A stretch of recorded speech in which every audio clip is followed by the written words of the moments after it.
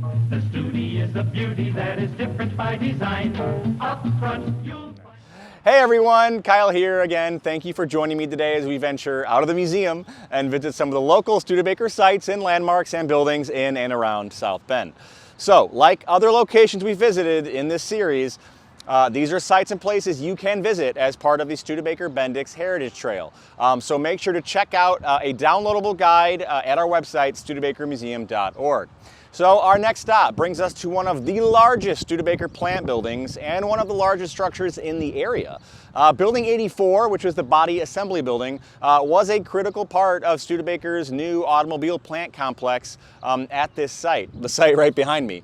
It was built in 1923, and Building 84 was designed by noted industrial architect Albert Kahn, who I think I've mentioned before. The building is 6 stories tall and contains over 500,000 square feet of floor space. Now each floor would have been dedicated to a specific job or jobs, including welding, painting, upholstery, trim work, you name it. Now unlike today, much of this work was done by hand by teams of workmen with assistance from some automated processes depending on the era in question. Now, bodies were assembled from obviously many different parts and components, from doors and windows to other parts like instrument panels and seats. Seats and upholstery would have been done on that top floor of the building. And they would move through the building before being shipped off to a different part of the building, a different building entirely, across the plant for final assembly. Now, initially, completed bodies were shipped 3 at a time via truck, but Studebaker later installed an enclosed conveyor system to move bodies to final assembly.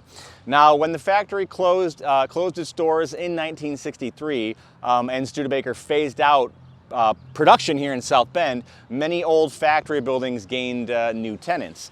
Now, many of these have since been torn down, but we are fortunate that Building 84 has stood the test of time.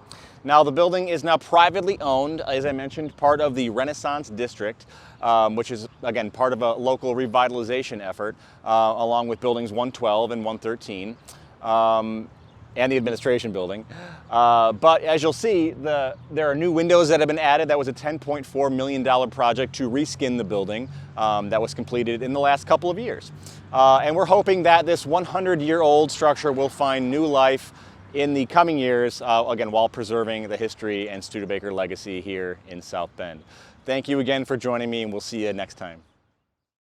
Studebaker is different by design.